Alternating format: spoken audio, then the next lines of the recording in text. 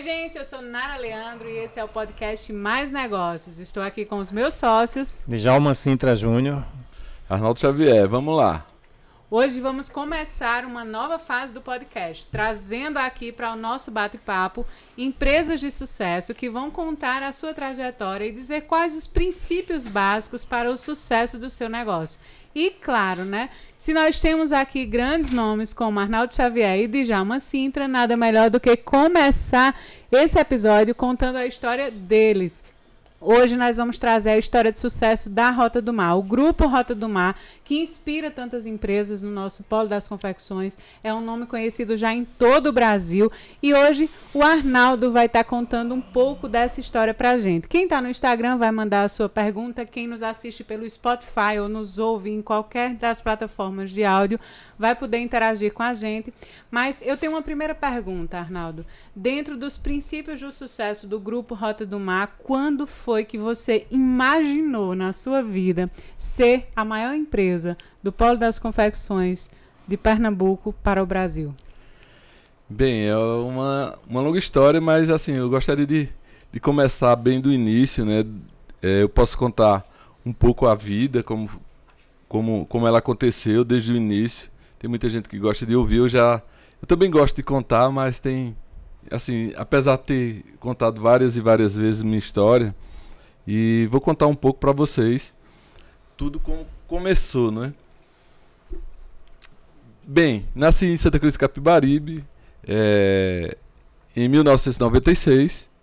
96, Arnaldo? 96, não, 66, né, rapaz? É bem tá nervoso, só. Não, 96, mas interessante que 96 foi o ano de fundação da Rota do Mar. Sim.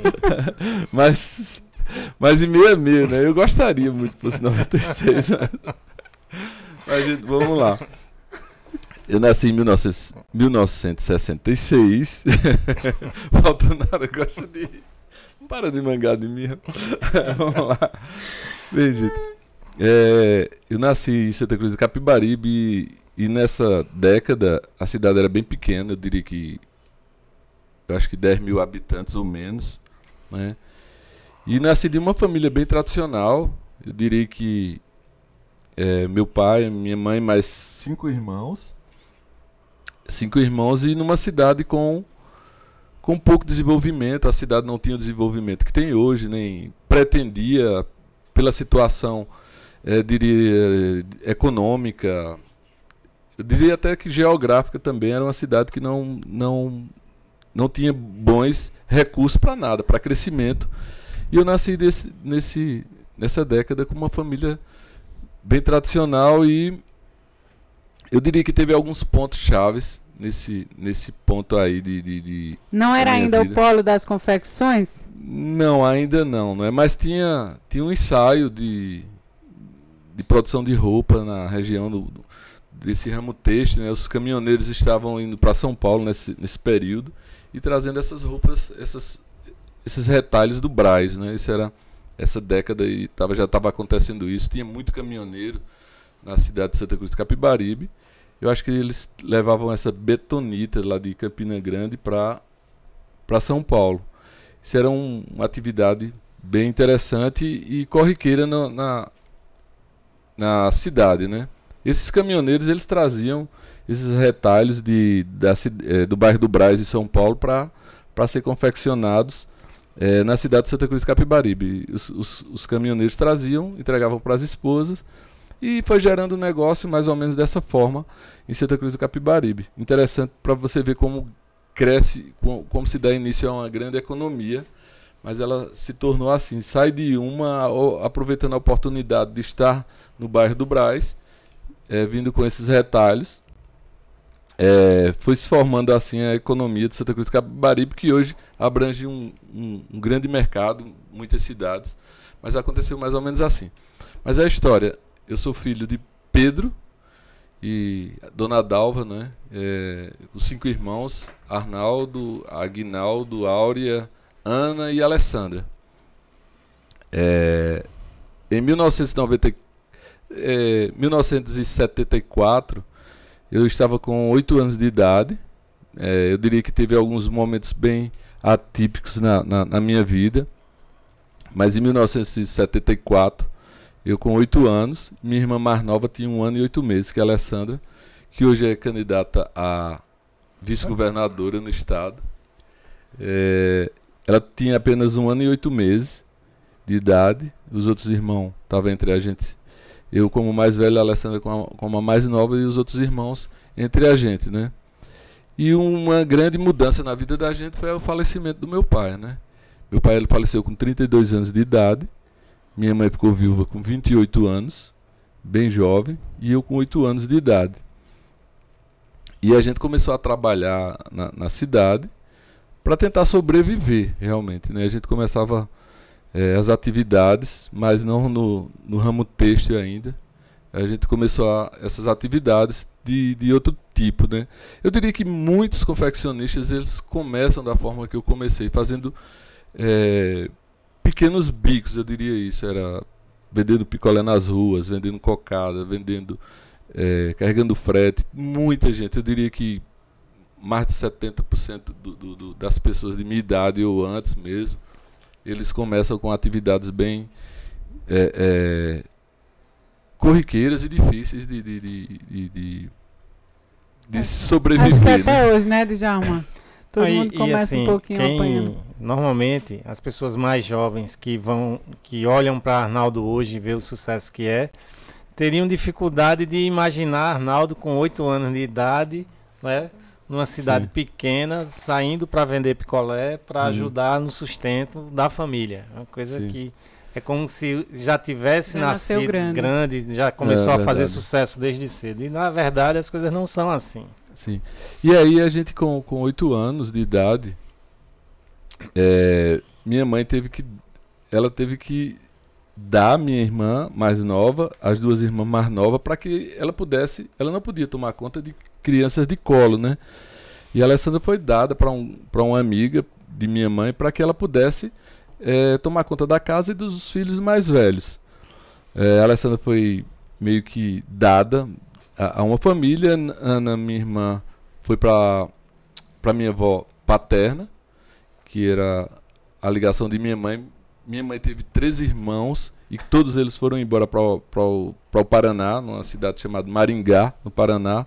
E minha mãe ficou sem ninguém por perto, ficou sem irmã, sem parentes. E foi um momento, eu diria que um dos momentos mais difíceis da nossa vida, porque teve que afastar irmãos e a gente começou a ter problemas de sobrevivência, realmente. A gente teve problemas de comida dentro da nossa casa, teve problemas de todo tipo de problema, mas quando se falta o básico dos básicos, que é comida, a gente teve esse problema com 8 anos. E os vizinhos, as pessoas as pessoas mais pobres, eu diria que elas são mais solidárias do que as pessoas. Ela tem um poder de solidariedade muito forte. E isso aconteceu na rua, na vizinhança. As vizinhas começaram a ajudar minha mãe. Uma começava a emprestar geladeira, que a gente não tinha geladeira, começava a emprestar geladeira para fazer dudu e a gente vender na rua. Uma chegava com uma bandeja de cocada para a gente poder vender. E foi feito esse momento foi bem difícil. Eu costumo dizer que a necessidade é a mãe da criatividade, né, e do empreendedorismo. Acho que é a nossa primeira mãe, porque aí Arnaldo começa a contar, Djalma, da necessidade do alimento. Sim. Então, quando você precisa se alimentar, né, você começa a recorrer, vem cá, um ato de amor, vou entregar minha filha a alguém que eu confio, que eu cuide, que eu sei que vai cuidar dela, vai dar o básico a ela. Mas e aos outros, aos grandes que ninguém quer levar para casa, né? Como que eu faço? Vem cá, um emprestou uma geladeira, vamos fazer um dudu, vamos vender, e aí os meninos não têm receio nenhum, vão para a rua e vai Arnaldo Xavier vender dudu na rua. Nas ruas de Santa Cruz de Capibaribe, né? Isso aconteceu, a gente teve esse auxílio de amigas, mas o presente, minha mãe ganhou um presente que eu nunca desejei que ela pudesse ganhar esse presente, que foi porcos novos, né? 3 porcos ela ganhou. Disse, olha, uma das vizinhas que morava no sítio, alguma coisa próxima de Santa Cruz de Capibaribe, deu 3 porcos à minha mãe e disse, olha, tu faz essa engorda desses porcos, e no futuro tu vai ganhar uma grana porque eles vão crescer e você vai vender caro. E quem carregava os alimentos, quem engordava esses porcos era quem? Arnaldo. Pronto. Então você olha para a Rota do Mar, você não imagina que o cara já vendeu dudu, já alimentou porcos, que mais? E aí a gente nas cidades a gente tinha o costume, hoje mais não, né? Mas as cidades do interior, eles tinham essa coisa de guardar alimentos pós-almoço, pós-janta, guardar o alimento e aquele alimento ficava azedo ali, ficava uma coisa suja realmente, mas eles tinham o costume para engordar porcos. E a gente começava, eu com meu irmão, começava a bater nas portas e perguntar se tinha lavagem, que era o nome dos restos de comida, para que a gente pudesse. Então a gente fazia isso durante um ano, sei lá, muito tempo, para engordar esses porcos. Isso foi uma das coisas que, imagina, eu não vou contar detalhes, porque eu acho que não tem necessidade, mas foi terrível para uma criança de 9, 10 anos estar fazendo tudo isso. Eu lembro de detalhes, enfim. Mas tem outra coisa também, outras coisas que a gente, nas segundas-feiras, era a feira de frutas de Santa Cruz do Capibaribe, e teve um momento que a gente tinha carrocinhas de carregar fretes de senhoras, de donas de casa, e a gente carregava esses fretes para acompanhava a dona de casa na Rua Grande, que era a principal avenida de Santa Cruz, e fazia essa compra até levar à casa dela. Ela pagava tudo por esse serviço e a gente ficava feliz. Mas tem uma das coisas, Djalma, que aconteceu, que uma segunda-feira, 1h da tarde, uma fome danada, e eu fui levar um frete de uma dessas senhoras. E eu disse, eu tenho uma estratégia aqui, porque eu tô com muita fome, eu tenho que pegar uma dessas bananas. Eu tenho que pegar uma dessas... Hoje a gente ri, né? Mas olha a situação. Eu tenho que pegar uma dessas bananas aqui, porque eu não tô aguentando a fome. Mas eu deixei ela caminhar mais à frente para poder pegar uma daquelas bananas. E eu peguei a banana e comi a banana. Mas assim, quando você fez alguma coisa errada, eu digo, caramba, era para mim ter pedido. Mas eu não tenho coragem de pedir, eu tinha vergonha de pedir esse alimento. E fiquei com aquilo na cabeça, né? O que é que eu vou fazer? Eu tenho que pagar essa banana. Quando você, assim, graças a Deus, tem boa índole, você faz a coisa, mas você fica martelando a cabeça, aquilo tudo. E eu tinha, aonde é que eu vou jogar essa casca? O que é que eu vou fazer com isso? O plano perfeito. Ou seja, são coisas que a gente passou e fala hoje, e de tudo isso.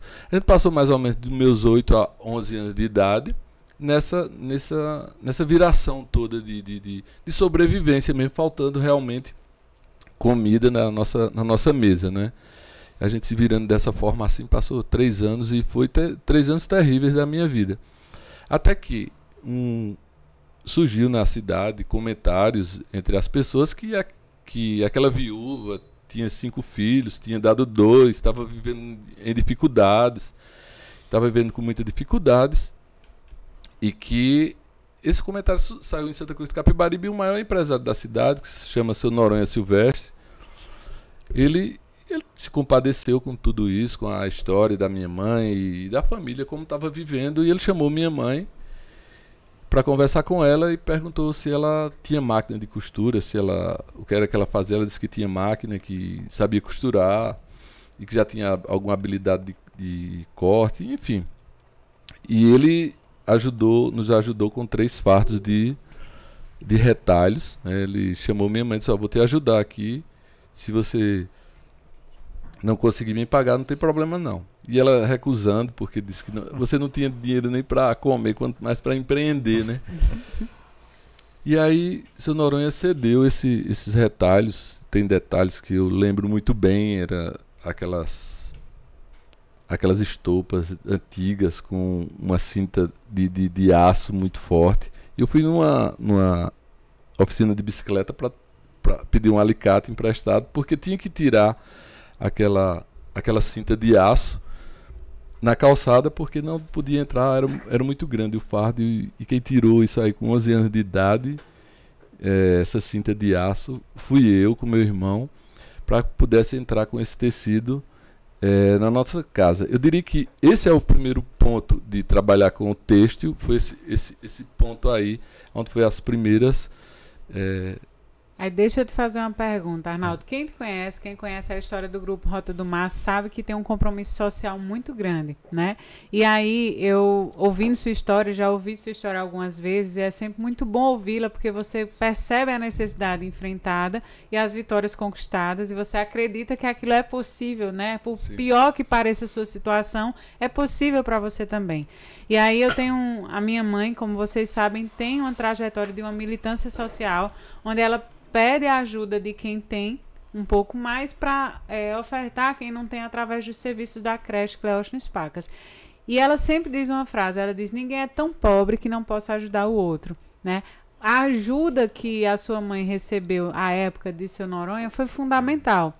Aí é a virada de chave que traz esse coração social da empresa Rota do Mar também, essa lembrança, esse reconhecimento de que alguém um dia fez por você e que foi fundamental, porque também senão não teria dado os passos seguintes? Certeza absoluta. Eu diria que interessante que o quanto a gente pode ajudar as pessoas. Sim. Você pensa que é só aquele momento, mas fica guardado no coração e que isso vai ser repassado de certa forma, porque não é que você...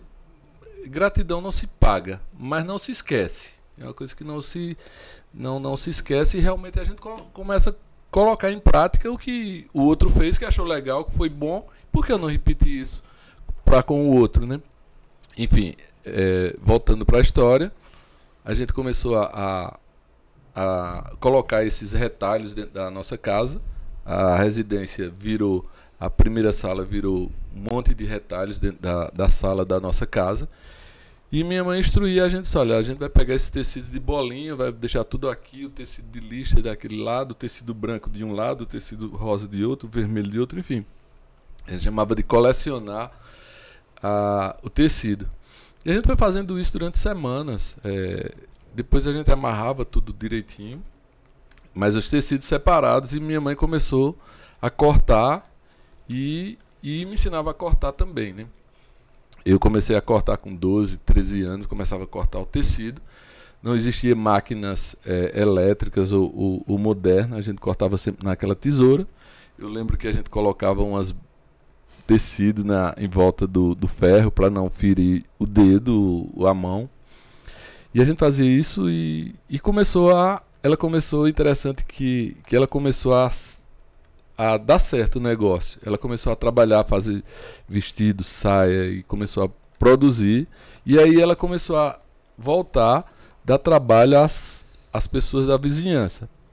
As amigas dela que emprestava geladeira, que fazia alguma coisa, ela começou a dar trabalho para elas, dar emprego para essas vizinhas. Ver como a vida começa a girar, né? É um giro, a vida começa a girar. Uma pessoa que estava emprestando a geladeira, ela já estava empregando aquela pessoa, já estava dando um recurso para que ela pudesse ganhar algum dinheiro dentro daquele negócio todo. E aí minha mãe começou a empregar as vizinhas e começou a dar certo. A gente começou a vender. A feira de Santa Cruz, a feira de Sulanca de Santa Cruz, era só na rua Siqueira Campos, 50% da rua Siqueira Campos e aquela outra rua por trás. Eram duas ruas que só usavam 50% da rua. Imagina, isso eu tinha 12 anos, eu tenho 38, 56. Nasceu muito. Mas imagina isso você tira 56 menos 12, aí vai dar. Tem algumas décadas, a Feira de Santa Cruz era meia rua, 2 meias ruas, né? E a gente começava a vender naquelas bancos de madeira e começou a dar certo. A gente começou a dar a virada de chave naquele momento e a gente começou a dar certo. A gente começou a empreender e eu cortava e aí chegou um tempo... Empreendimento familiar, né? Isso, um corta, familiar. outro costura, outro vende. E a sala da casa da gente, ela se tornava um ambiente de costura.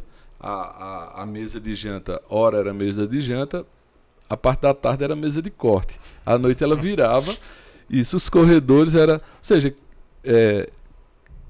quarto, ele virava, era local de dormir, mas também de estoque, né? Atenção, quem está nos ouvindo, comece com o que você tem, né? Exatamente. Não fique esperando o cenário perfeito. Exatamente. E a gente começou com tudo isso aí, mas algumas coisas que eu acho que teve algum lance assim que eu comecei a ver as coisas. Eu sempre fui muito observador e eu comecei a ver o estacionamento dos carros que estava aumentando a cada feira. E eu falava para minha mãe, a gente tem que fazer uma lojinha da sala da nossa casa, porque esses carros vão chegar logo na... E minha mãe disse, você tá maluco, essa feira já é grande demais. Ela já é grande demais, isso não vai chegar nunca. E a gente morava, na residência da gente, eram uns 500 metros, 700 metros da feira para nossa casa. Isso vai chegar na nossa casa, né? E eu disse, não vai chegar, você tá maluco. E cada vez que a gente ia para a feira, eu dizia, olha, esse carro está aqui, na próxima feira você vai ver que ele não está mais num ponto, ele avançava sempre para nossa casa. E eu começava a observar isso, vai chegar. E era uma discussão minha e de minha mãe, né? Ela disse, não vai, eu disse, vai. Isso já com 13, 14 anos. Eu insisti tanto que ela disse, vamos abrir essa porta aqui da casa e vamos criar a sala de estar, vamos criar uma lojinha. Isso depois de 6 meses, 1 ano, não sei quanto tempo. Eu sei que quando a gente abriu a loja, a gente comprou uma prateleira de ferro, um birô de madeira, uma esteira aqui de Caruaru, aquelas coisas bem artesanal da feira de Caruaru, colou na parede e botou esse PCV na roupa e botou a roupa assim. Com pouco tempo, o carro parou na frente. Parou na frente e o cliente... O primeiro passo que ele dava era na calçada, o segundo era dentro da loja. Isso aí foi uma grande virada. A gente tinha um Lorinaldo Souza, que é um dos empresários da cidade, ele criou ele fez quase ao lado, diria a 10 metros da nossa casa, pulava só mais 2 casas, ele criou Santa Mônica, que era um dormitório, e foi o maior dormitório da cidade por muito tempo. Ou seja, essa sala da casa da gente virou o melhor ponto da cidade, o melhor ponto da feira, e a gente começou a dar uma virada danada, né? E aí chegou um momento que eu estava trabalhando só com minha mãe, eu já jovem, 13, 14 anos, eu disse, olha, eu quero fazer alguma coisa para que eu possa usar. Eu não quero fazer... Eu estava cortando eu estava cortando saia, vestidas, eu quero fazer bermuda. Quero fazer alguma coisa que eu possa usar e eu possa usar enfim. E eu comecei a aperrear minha mãe mesmo por algum retalho. Que ela comprasse retalho nas cores tais. Enfim, ela chegou certo dia com 28, 30 quilos de retalhos para mim. E disse, isso aqui tu vai fazer o que tu quiser, é teu. E eu comecei a fazer bermudas, né? E eu lembro que eu cortei, mandei costurar e preguei elástico e saí na rua com uma bermuda, né? Que eu tinha produzido. Interessante que isso acontece, hoje é o que mais acontece, gente. Eu chego no grupo de amigos e eu disse, vocês que acham na bermuda aqui, eu produzi? Eu disse, porra nenhuma, tu tem condições de fazer isso, não. Eu disse, quem foi? Tu comprou aonde? Eu disse, pô, fui eu que fiz. E interessante que ninguém acredita. São as pessoas mais próximas, não acreditam na gente, não acreditam nos projetos, não acreditam. Tem essa desconfiança da nossa capacidade, né? Isso aconteceu comigo com 13 anos de idade, muito forte, e eu falava que fui eu que fiz, fui eu que criei, fui eu que elaborei. Eu sou designer.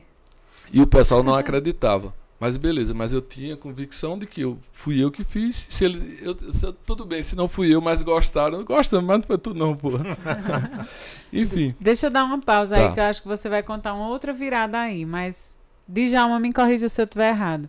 A primeira mesa de corte de Arnaldo Xavier foi a mesa da cozinha da mãe. A primeira loja foi a sala da mãe. E a primeira produção dele veio de 30 quilos de retalhos comprado também por essa empresa familiar. Ou seja, qual a lição que eu tiro disso? Tem muito empreendedor que fica esperando o momento certo, o cenário ideal, ter a loja perfeita e tem vergonha de começar pequeno.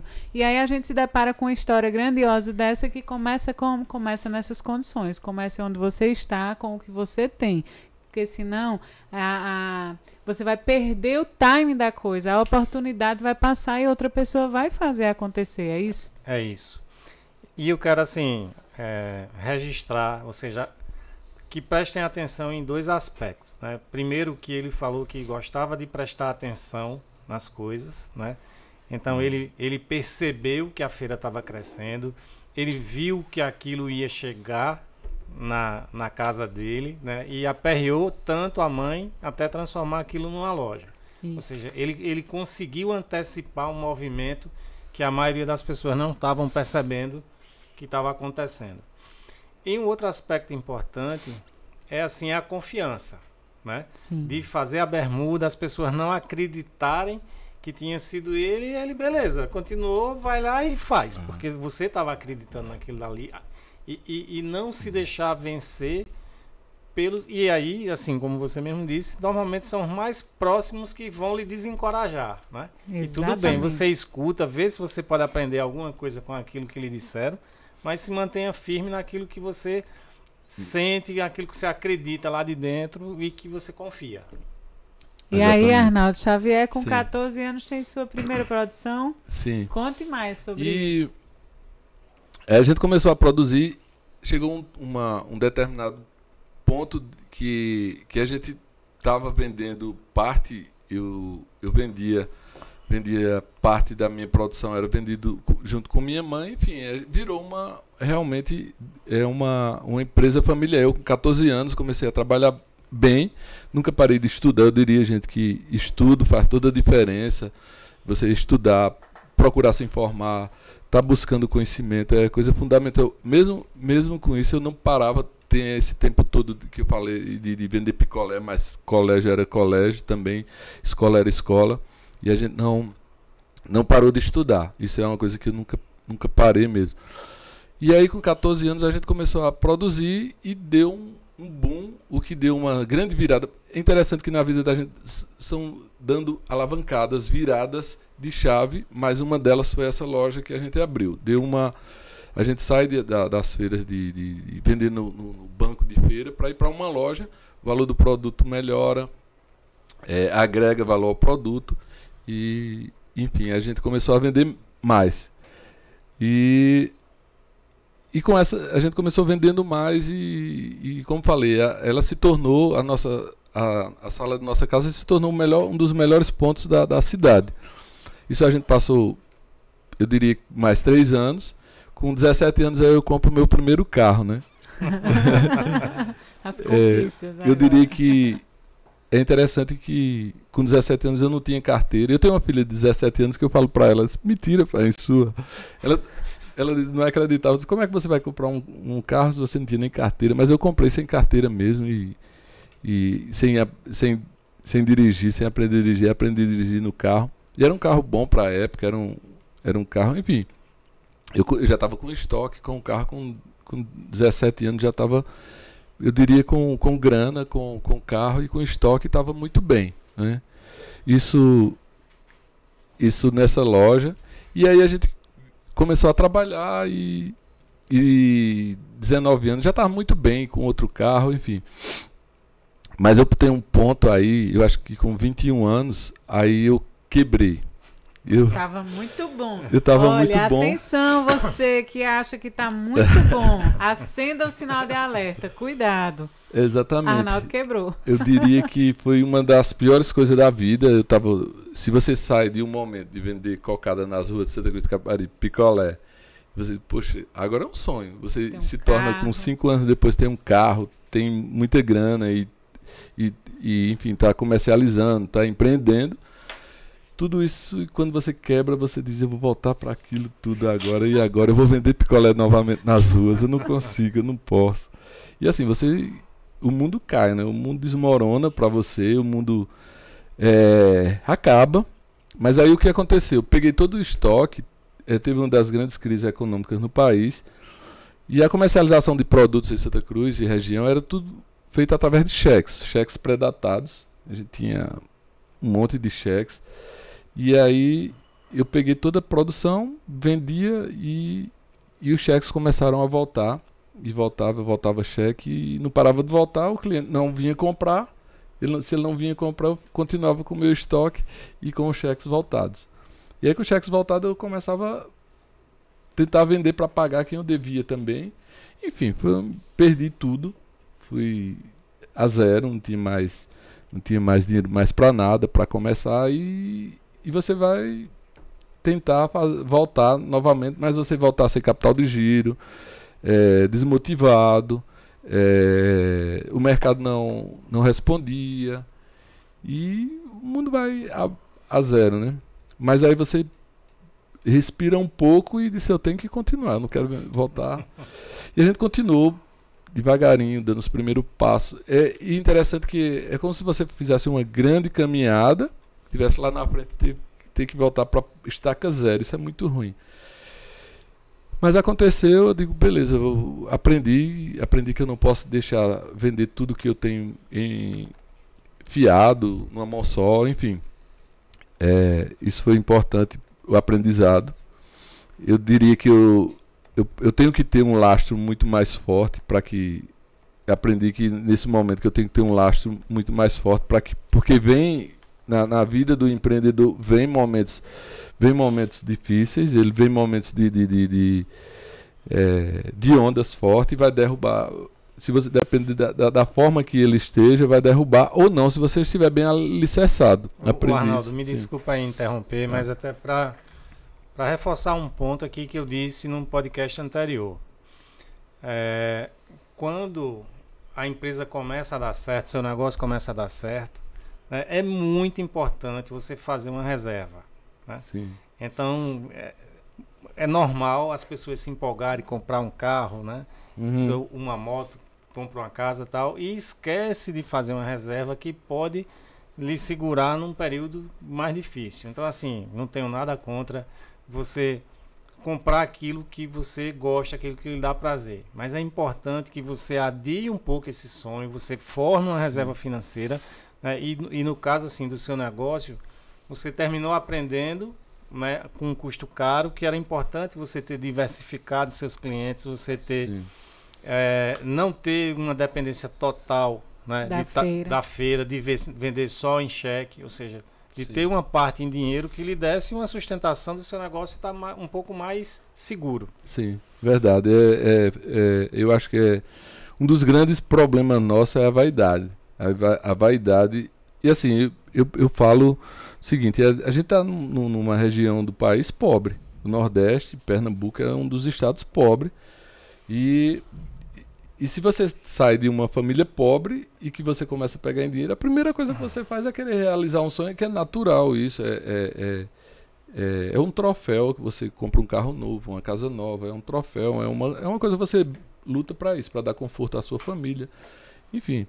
Mas assim, se você pode construir isso, mas tem que estar bem alicerçado porque vai vir. Ele é cíclico, o tempo, a economia, existe períodos bons, existe períodos ruins, e você vai passar por períodos difíceis, e para que quando você passa no período difícil, você possa ter sustento para segurar a onda nesse período. 21 anos, a gente não tinha marca, não tinha nada ainda, mas quebrei e a gente começou aos poucos a empreender novamente.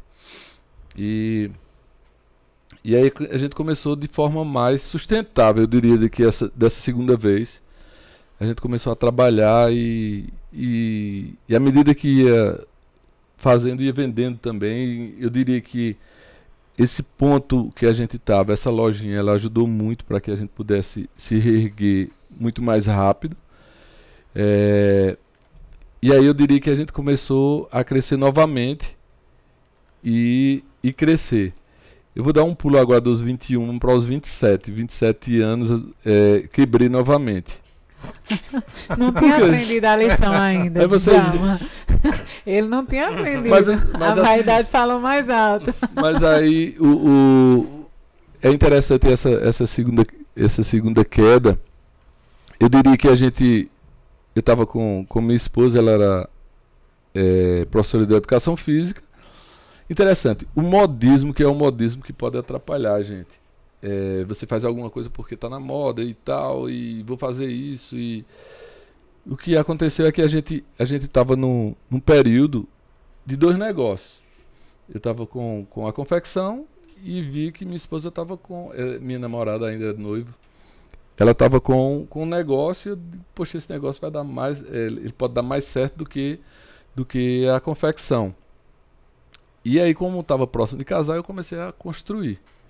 Empolguei numa construção, comecei a tirar dinheiro demais do negócio, já estava com carro 0 quilômetros e tal. Ou seja, 27 anos quebrei novamente e foi difícil também, mas eu diria que foi tirar dinheiro do seu negócio principal para botar num negócio que você não entende, que você não domina.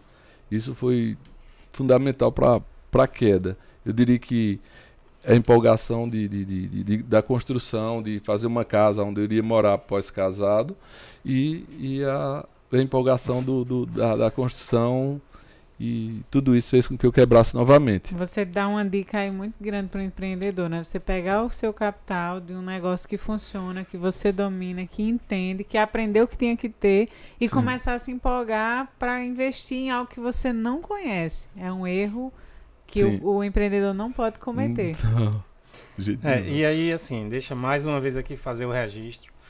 Não cometa o erro de pegar o dinheiro que o seu negócio está gerando e colocar seu capital de giro e colocar num imóvel. Esqueça a vaidade de dizer esse prédio é meu, essa casa é minha. Pague aluguel durante muito tempo. Deixe o seu negócio ficar grande até o ponto de que você investir numa construção não seja significativo para o seu negócio. Sim. Assim, pagar aluguel deveria ser um princípio de todo empreendedor. Não tenha vaidade. Alugue, use o recurso que você tiver para investir no seu negócio. Eu diria que não pode nunca sangrar a empresa ela tem que estar muito capitalizada, ela tem que estar muito alicerçada para os seus erros. Eu diria que existem algumas coisas. A economia do país, ela pode virar, ou seus erros.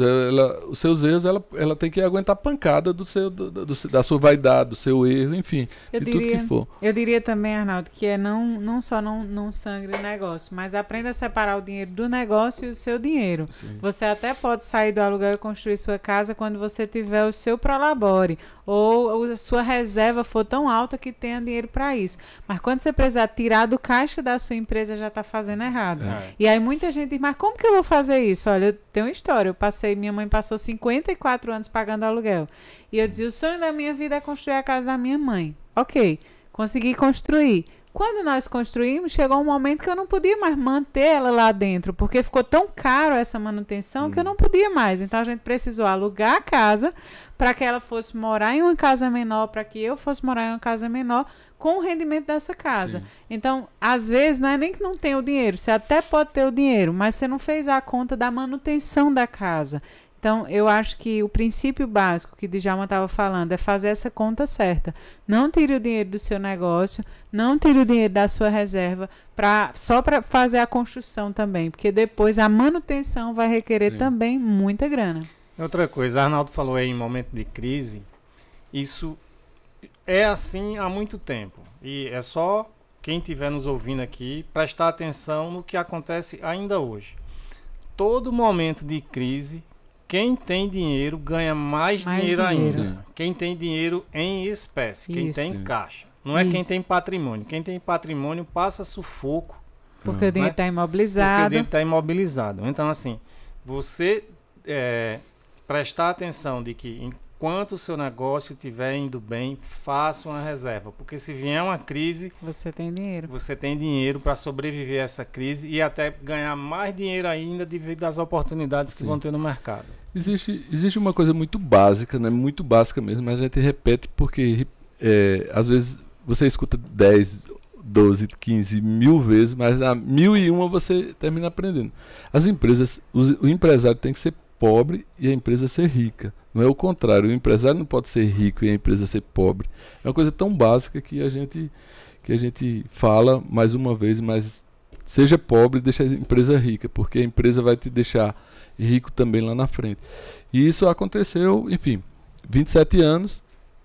Quebrou de novo. Quebrado na segunda vez. Aí, quebrado, e já tinha 10 anos de namoro com minha namorada. Ela disse, tá na hora de casar. Eu disse, como é que eu vou casar quebrado?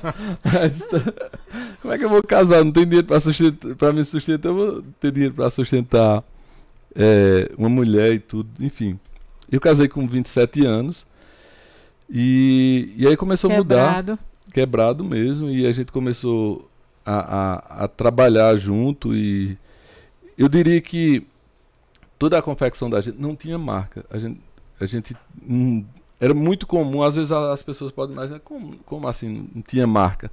Era muito comum nessa época, você ia em algum aviamento ali que vendia, a gente chamava de lixão, alguma coisa, mas comprava etiquetas a que tivesse disponível ali, a gente colocava na bermuda, e era muito comum entrar, como a sobra das indústrias de São Paulo e Santa Catarina era vendida lá para a região, você chegava lá, comprava a etiqueta no quilo, botava a etiqueta de qualquer marca, e era muito comum, o pessoal ia comprar uma camisa, ia comprar bermuda, mas comprava sem marca nenhuma. E aí a gente começou a trabalhar novamente. Eu casei, comecei a trabalhar, e aí teve um período que começamos a virar novamente. Eu diria que meu casamento ajudou muito a transformar. Gostava muito de farra, de algumas coisas. Eu saí totalmente de uma vida de solteiro para casado. Comecei a entrar em grupos de casais, renovação carismática católica, comecei a virar barata de igreja mesmo. Isso fez toda a diferença na minha vida. Eu diria que eu agradeço demais a Deus por isso, porque fez total diferença na minha vida a igreja e Cristo mesmo. E dei essa virada, casei e comecei a construir família, e com 28, 29 anos minha primeira filha nasceu. O melhor presente que eu ganhei na vida foi a chegada dela, um momento muito bom da minha vida. Eu diria que eu estava começando os negócios novamente, com 29 anos, em 1995, eu acho que estava com 29 anos, e trabalhando com minha família todinha, estava a Aurinha, a Aguinaldo, a Aninha, a Alessandra, todo mundo na mesma... Era aquela sala que a gente começou a tomar quartos e depois fez uma loja muito maior. Tirei minha mãe de lá para que ela pudesse estar morando melhor, e a gente comprou uma casa para minha mãe e fez a casa dela, que era um dos grandes pontos da cidade de Santa Cruz, fez uma loja muito grande, e com 30 anos de idade toda a família estava muito bem, minha mãe estava muito bem, os irmãos muito bem, e com 30 anos de idade eu cheguei para minha família e disse: olha, chegou o momento, eu vou sair daqui dessa loja, eu vou criar uma marca e eu vou dar meu voo solo, né? Eu quero construir uma marca e eu quero crescer muito mais, e se eu estiver junto com vocês eu não vou crescer. Eu acho que a gente junto pode atrapalhar. Eu diria que esse ponto aí foi outra virada de chave, que a gente já estava com experiência. Eu digo, eu quero... E a turma assim, ficou triste, minha mãe ficou triste, os irmãos... Poxa, eu não estou me intrigando de ninguém, eu não estou morrendo, eu não vou me separar de vocês como família. Eu estou criando um negócio à parte, e eu quero criar um novo negócio e quero empreender só. Era a necessidade de tomada de decisão? Sim. Que fez você... Sim, eu comecei com 13, estava com 30... Quer dizer que eu já estava aí com 17 anos de segmento da indústria têxtil, já estava com 17 anos e estava com uma bagagem boa. E eu disse: eu sei exatamente o que eu quero. Eu estava lendo muito, eu disse: eu sei exatamente o que eu quero. E a família, logicamente, que aceitou. E a gente disse: eu vou criar uma marca, eu quero industrializar, eu quero profissionalizar tudo. Em 1996... Quando você nasceu. Com 30 anos de idade, eu digo: eu vou criar minha própria marca. E aí, paralelamente, eu não podia acabar com o negócio que estava dando dinheiro, mas eu disse: eu vou criar outro, mas esse aqui é o negócio principal, não vou deixar esse aqui nunca, enquanto esse aqui não dá certo. Mas aí tinha uma grande fábrica na cidade de Santa Cruz do Capibaribe com o nome de Joped. Ela tinha fechado. O Zezé Diniz, ele era industrial, e ele foi para o ramo de atacadista de tecidos, e ele fechou a fábrica. E eu comecei a fazer uma pesquisa para pegar esses maiores profissionais de cada área. O melhor, o cortador, a costureira. Comecei a fazer, pesquisei entre elas, contratei uma e disse, ó, tinha uma aqui, Helena, o nome dela, eu lembro muito bem. Disse, Helena, tu vai me ajudar, tu que estava de dentro, aqui na cidade, tu vai me ajudar a contratar essas pessoas. Enfim, contratei 10 pessoas e comprei algumas máquinas, com dinheiro tudo paralelo com esse negócio. Chamei a turma e disse, gente, vocês estão contratados, acertei salário, acertei tudo. E eu digo, eu tenho um projeto aqui, eu gostaria, vocês são os melhores daqui da cidade, eu já estou sabendo que vocês são os melhores. E eu quero estar junto dos melhores e vocês são... Já peguei toda a informação e vocês são os melhores. Eu estou contratando os melhores para fazer uma grande empresa, uma grande marca, e nós vamos ser os maiores da cidade, talvez o maior do estado. Eu falei pra isso. Tem uma menina que trabalhou comigo que ela disse... Alguém acreditou, Arnaldo? Não, aí teve uma que disse, a maconha tá estragada desse cara. Maconha estragada da porra. O cara deu pra lá com 10 pessoas dizendo que vai ser grande, não sei o que lá. E ela falou isso... Nos tamboretes, sentado nos tamboretes. Então, depois de 6 anos, ela falou... Ela revelou o sentimento daquele momento, né? Mas é interessante que os seus planos, os seus sonhos, os seus projetos, quando você fala, por isso que às vezes não é nada bom você falar em público seus projetos, porque as pessoas riem de você. Na realidade é isso que acontece sempre. Você fala, o seu sonho é do tamanho do mundo, quando você fala, a turma tira onda mesmo. Porque não acredita, nunca vai acreditar em você. E eu falava com muita convicção, com muita certeza e com muita fé que isso ia acontecer. E aí falei, disse, olha, eu não tenho dúvida nenhuma, eu sei que a única dúvida é o tempo, mas assim, a gente vai ser um dos melhores e maiores da cidade. Um dos princípios básicos, né? Imaginar e acreditar. Ele não só imaginou, como ele convoca a equipe, faz uma reunião e diz, olha, nós seremos grandes. Então ele viu o futuro que ainda não existia. É assim? Sim, exatamente. Mas assim, tinha uma certeza muito grande por tudo que tinha passado, eu já tinha Ô Nara, eu aproveito. Primeiro a gente acredita nas coisas, depois elas acontecem. Exatamente. Primeiro você precisa acreditar, senão Ford não teria a história que teria, senão Arnaldo não teria a história que teria, Djalma, eu, enfim, todos os que estão nos ouvindo. E quem não acredita não vai chegar em lugar nenhum. Nunca, porque é direito seu também. Você pode nunca acreditar que é merecedor ou que é capaz. Sim. Isso foi fundamental, porque assim, eu tinha já essa bagagem, mas eu tinha muita certeza. Eu digo, poxa, o que é que pode dar errado aqui? Se eu juntei os melhores, eu chamei os melhores, com a experiência que tem, a cidade crescendo muito, eu digo, vamos...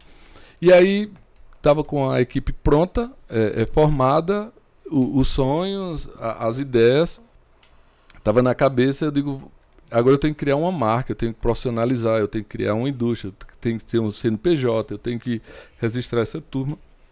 Mas isso vai andando paralelamente, porque meu principal negócio era esse, que estava funcionando, esse outro que eu tinha começado, mas esse aqui, tem uma das costureiras que disse, rapaz, tu tá estragando dinheiro, porque bota aqui, não vem aqui, não sei o que lá. Calma, que isso aqui eu vou chegar aí, deixa isso acontecer, porque isso é uma coisa paralela mesmo, mas isso aqui a gente vai, eu vou acabar com esse aqui, mas só posso acabar quando esse aqui, mas isso aqui nunca vai dar certo, não parar aqui, calma. Ou seja, a gente começou a fundar a marca e já em 21 de dezembro de 1996 a gente registrou, criou o CNPJ, mas o registro da marca é interessante. Como saiu a marca Rota do Mar? Eu sempre tive uma paixão pelo mar, né? Eu sempre achei o mar uma coisa maravilhosa, ela cheia de magia, de coisas legais, as cores, enfim, é um lugar diferente de tudo. Eu tinha um mar como, apesar de morar no interior, eu achava o mar maravilhoso e sempre gostei do mar, através de revistas, de alguma TV que a gente via. Ia muito pouco à praia, ao mar, mas assim, achava maravilhoso. Eu tinha um mar na cabeça. E comecei, eu disse, eu tenho que buscar, eu tenho que criar uma marca agora, qual a marca que eu vou criar. E eu comecei a comprar revistas, né? Revistas, e começava a ler, e começava a ver marcas. E teve uma das revistas que eu vi uma marca com o nome Grota Funda. E eu li o nome, ao invés de ler Grota Funda, eu li Rota Funda, porque o G estava meio que estilizado. Eu li o nome Rota Funda. Eu disse, que nome feio, Rota Funda. Rota Funda, eu tenho essa revista até hoje. E aí veio uma na cabeça, Rota Mar. Caramba, Rota Mar é um... Aí fui para o grupo de amigos, né, dos Traíra. Boa. Aí fui para o grupo de amigos, mas realmente eu disse, rapaz, a marca, eu tô querendo a marca, é Rota Mar, um dos amigos, Rota Mar fica estranho, bota Rota do Mar. Aí, rapaz, mas é muito extenso, tem muita letra, vai ter 9 letras aí, é extenso para botar na peça. Mas Rota do Mar é um nome bonito, pô. Aí a turma, bota, tá legal. E aí eu fui para clientes. Os clientes, caramba, o nome tá maravilhoso. Registrei rápido, procurei Alvino Neto, que é um design da cidade. Ele fez a primeira logo da marca e ficou muito boa. Galo, que é um design que hoje mora em Portugal, é do Recife. Mostrei para ele deu uma lapidada lá. E aí, com 30 anos de idade, com a marca e com a indústria formalizada, com tudo isso, eu comecei a fazer um produto que os clientes eles brigavam. Na realidade, era briga por esse produto. Eu passei dos 30 aos 40 anos, o meu maior problema era convencer o cliente que ele tinha que continuar comprando, porque todo cliente era muito chateado, porque ele queria comprar 3 vezes mais do que ele comprava, e eu não tinha condições de atender essa demanda do cliente. Ele pedia 1000 peças, só tinha condições de entregar 400, porque tinha que atender outros e mais clientes chegando, imagina, para você atender tudo isso. Essa foi uma fase de problema bom, né? Mas... E ele tem autoridade para falar que no podcast anterior, quem não assistiu, assista o podcast anterior, que ele fala sobre essa programação, a fidelidade que a marca com o tem cliente, que ter para fidelizar o cliente, para não perder cliente, não é isso? Porque você sentiu na pele esse bom problema, né, Djalma? E aí a gente começou a vender muito dos 30 anos, e aí eu foquei, né? Eu diria que uma das coisas que eu fiz esqueci tudo. Eu digo, eu não posso focar, não posso ter outra coisa na vida a não ser focar no que está dando muito certo. Eu quebrei 2 vezes, e isso eu não queria passar pela terceira, e se estava dando muito certo, eu não tinha sábado, domingo, trabalhava 16 horas por dia, e eu digo, eu vou crescer, eu não vou esquecer de comprar alguma coisa que eu quisesse, carro, casa. Eu estava muito focado em crescer. E esses 10 anos fez toda a diferença, porque eu criei uma estrutura muito forte para que pudesse criar uma empresa realmente e a gente pudesse crescer. Dos 30 aos 40 anos a empresa fez 10 anos. E a gente começou a mudar e começou a investir em marketing, em profissionalizar cada vez mais. E eu diria que mais 5 anos dando certo, e aí mais 5, ou seja, a gente chegou com 20 anos dando muito certo. E aí a gente teve ações maravilhosas. Assim, eu diria que algumas coisas que a gente fez, que levar Fernanda Lima, Rodrigo Hilbert para o Havaí com mais 10 pessoas. Ir para o Havaí com esse pessoal, levar Bruno Gagliasso para Nova York, levar Caio Castro para Noronha, ou seja, teve 27 clubes de futebol usando a marca, artistas, foi muito agressivo esse momento, e a marca explodiu a nível nacional. Foi muito bom esse período. Ganhamos muito dinheiro, ganhamos clientes, ganhamos notoriedade, e foi muito bom esse período. Eu diria que foi os 25 anos que a gente cresceu muito. E aí a gente teve outra virada de chave, que aconteceu agora, eu diria que há 1 ano atrás, de criar um grupo. A gente estava com uma marca só e crescendo, mas essa marca a gente estava botando vários segmentos e regiões e preços e coisas diferentes, tudo em uma marca só. Eu digo, opa, eu diria que é mais ou menos igual uma casa, quando você vai fazendo puxadinhos. Opa, acaba tudo aqui, derruba, vamos construir um negócio novo. E aí construímos o grupo Rota do Mar, depois de 25 anos de marca. A gente construiu o grupo que dividiu ele por segmentos, ou seja, um segmento esportivo que se tornou a House Sport, a Rota do Mar muito bem plantada aqui com o segmento casual, outras marcas Billboard, eu diria que é uma parte mais agressiva para um público CD, que aí é preço, a Mids, que é totalmente focada com representantes comerciais, e aí a gente tem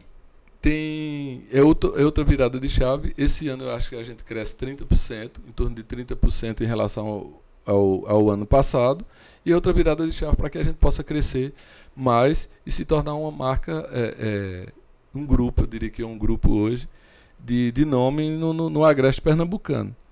Essa é a história, gente. Caramba, respira, peraí. Tu já conseguiu aí processar tudo, Djalma, porque é uma virada atrás da outra. Sim. E o cara vem de uma história de 5 anos e começa bermuda, daqui a pouco vira uma marca e essa marca agora já está virando um grupo. Ele mostra aí o potencial em imaginar, em planejar, em executar as tarefas, mas sobretudo em analisar os dados. Porque senão você não chega a ser a maior, como ele disse, lá na maconha estragada lá atrás.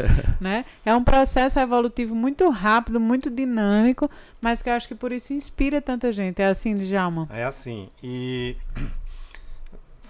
fazer um registro, né? Que lá atrás ele percebeu que a feira iria chegar na casa dele. Observe o mercado. Observe o mercado.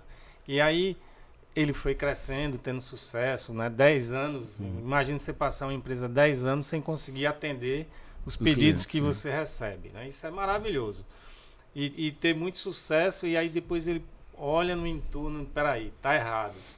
Eu tô botando vários tipos de coisa numa marca só, o que é que eu preciso fazer? Né? E olhar e tomar uma decisão, né, de redirecionar o negócio. Ou seja, em pleno sucesso, peraí, se eu continuar desse jeito vai dar errado. O que é que eu tenho que fazer? Essa observação é importante, porque quando você muda porque quebrou, porque teve uma crise, é uma mudança necessária. Mas quando você muda na melhor fase do seu negócio, é uma mudança inteligente. É uma mudança que só quem percebe o seu negócio é que consegue ter essa tomada de decisões. Sim, é verdade. E aí o Grupo Rota do Mar surge com essa proposta de trazer... Ou seja, é uma história, assim, como o Nara falou no início, a gente tem... a gente contou muito resumido também, né? Mas a gente fez muita coisa em benefício da comunidade, das pessoas. A gente acredita muito nas pessoas que estão trabalhando. A gente já recebeu vários prêmios de qualidade no trabalho. Tem plano de carreira dentro da rota. E assim, você fez e faz ainda ações sociais importantes, né? Sim, de impacto. Utilizando a empresa para, de certa forma, contribuir, né, para a comunidade. Isso a gente tem feito muito bem. A gente chegou a receber prêmios aí de melhor empresa no trabalho no estado de Pernambuco, foi o 2º. No Brasil foi 13º. E na América Latina, 20º. A gente chegou aí para os Estados Unidos receber prêmio de melhor qualidade do GPTW, que é uma empresa de renome aí. A gente foi para os Estados Unidos receber. Ou seja, realmente a gente mudou um pouco esse mercado, mostrando para as pessoas. Eu gosto de contar a história porque eu gosto de mostrar de onde eu vim, porque as pessoas podem ver, poxa, esse cara chegou assim, ele vendendo picolé, eu posso chegar também. Eu sou, assim, exemplo vivo de que alguém você pode dar certo. As coisas que você empreende pode dar certo. É acreditar, é ter muito trabalho. Eu diria que o trabalho é fundamental. Se você estiver disposto a trabalhar muito, a correr, você pode ter sucesso, logicamente. Ninguém pense que o sucesso ele ocorre de uma maneira mágica, de uma maneira rápida. Ele requer determinação, foco, atitude, fé e muito trabalho. Eu diria que o sucesso tem que ter essas coisas.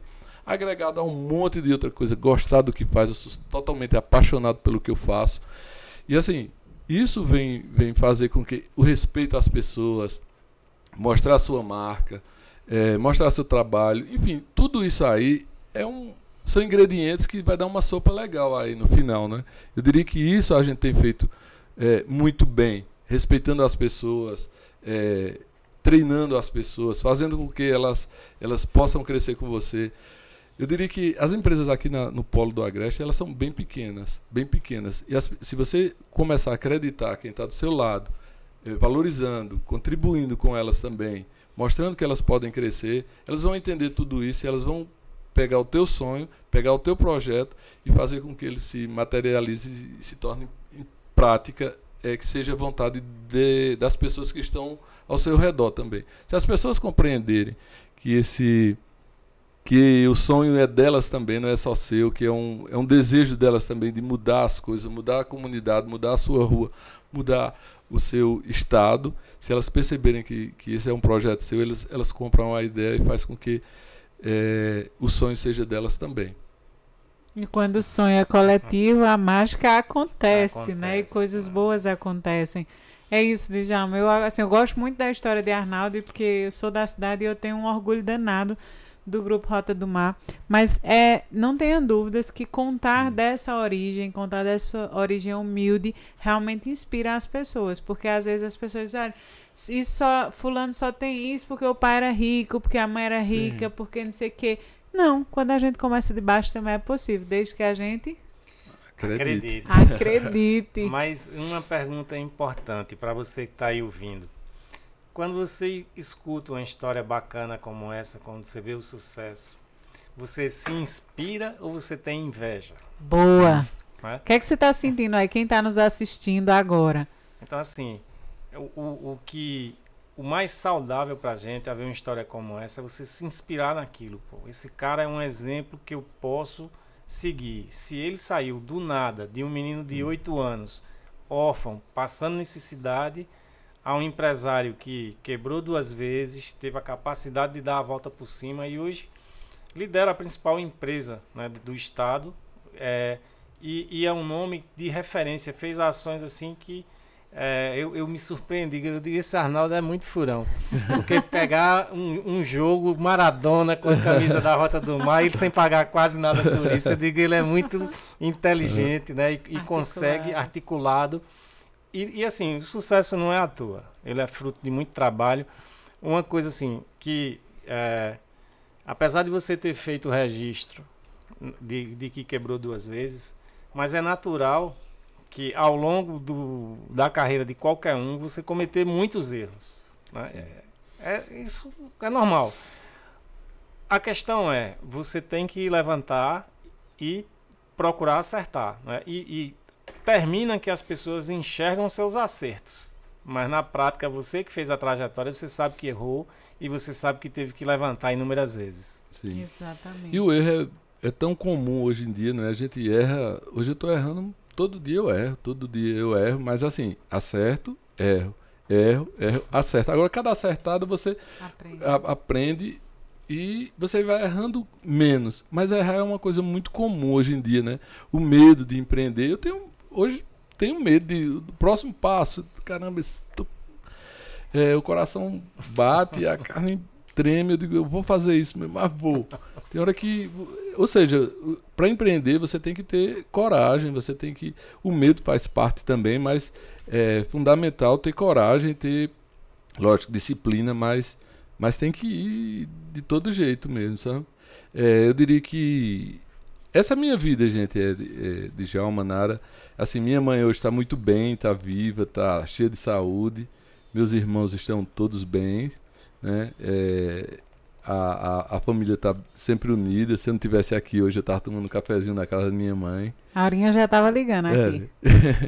Então, estamos todos muito bem.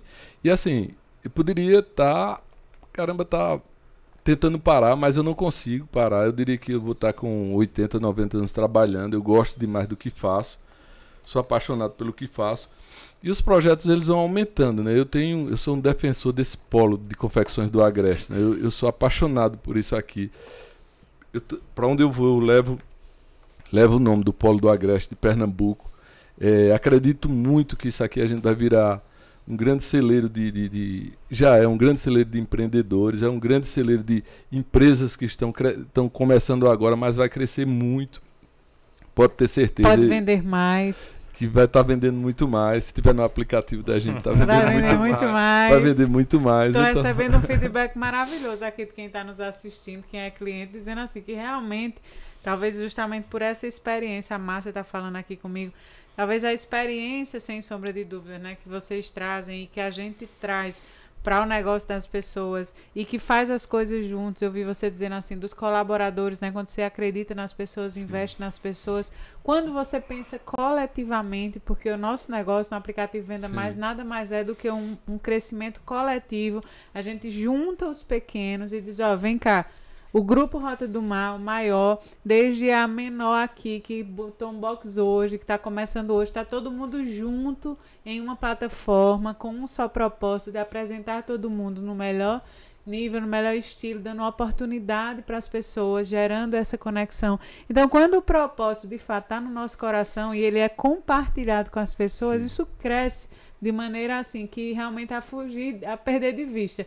Sim. Eu vejo isso muito grande, né? E eu já consigo mensurar isso. Eu acho que tem 4 pontos fundamentais para realmente uma empresa de sucesso, como é o grupo Rota do Mar, como é o grupo Bonanza, como é o grupo aplicativo Venda Mais.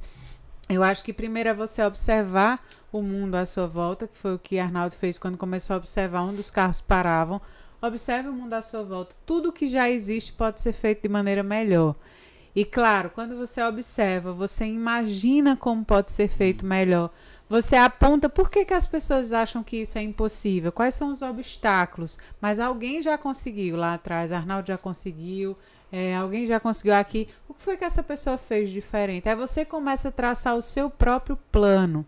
E sem medir esforços e sem hesitar e sem procrastinar, você começa a executar. Eu acho que ser um sonhador, mas sobretudo ser uma pessoa de ação, é sem sombra de dúvidas o segredo do sucesso. Porque aí você consegue ver as oportunidades e colocar a mão na massa. E quando cai, quando erra, não se preocupe. Levanta, sacode a poeira e começa de novo.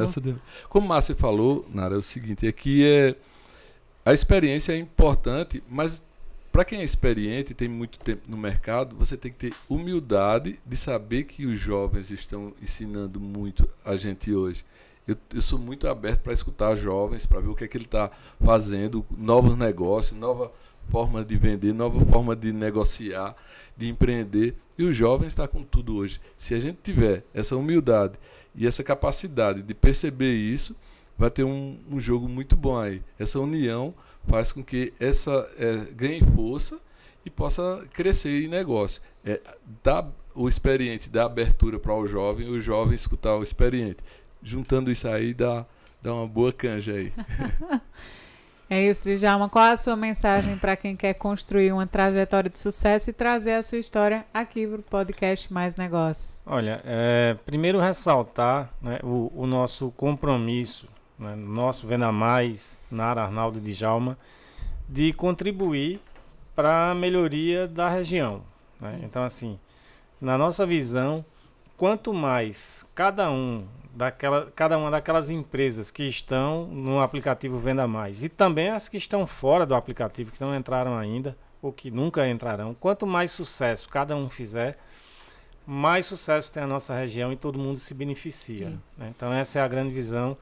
E assim, eu acho que é muito bacana a gente ouvir um exemplo como esse de Arnaldo, de humildade, de tenacidade, de acreditar naquilo que ele sente internamente, né? E ter aquele sonho, aquele desejo, e lutar por isso, e cair, levantar e seguir em frente. Então, assim, que seja um motivo de inspiração para todos que estão aqui na nossa região. Sim.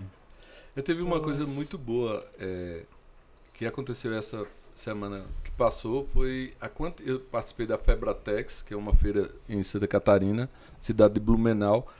E a quantidade de pessoas aqui do Polo Têxtil do Agreste é gigante. Eu diria que teve próximo de 1.000 pessoas lá na Febratex. Isso é muito bom. As pessoas estão saindo, estão em busca de informação, em busca de aprender, vendo outros mercados, como é que eles estão trabalhando, como é que eles estão se adaptando a esse novo formato de comercialização, de industrialização. Tinha muita gente lá.